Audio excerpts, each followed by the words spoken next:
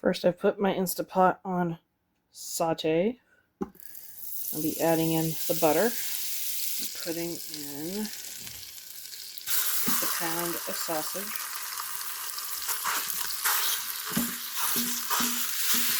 While the sausage is browning up, I'll add in my garlic and other herbs.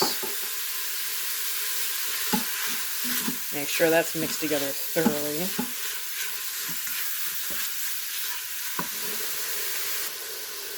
When the sausage is mostly brown, I'll be adding in the pizza sauce. Pressure cook high for 10 minutes. Alright, our Instapot went off. We quick released it, like our 20 pieces of pepperoni. And the cheese. This is going to get mixed thoroughly together. Well, our pasta's done. Looks amazing and smells amazing. I topped mine off with a little bit of Parmesan. Best part's here. Just gotta try it on out. Well, I'm gonna have to say this is an amazing little dish, and it didn't take long at all in the Instapot. Now, that being said, and you don't have an Instapot, I'm sure you can break it down and do it over a stove too.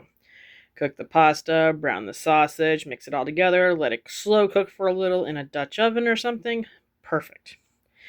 Then right near the end, just add in your pepperoni and your cheese. But if you do have an Instapot, this is a fun way to make it. I love that it has a pizza flavor, but still has the pasta attached to it. So, perfect combo of both of those.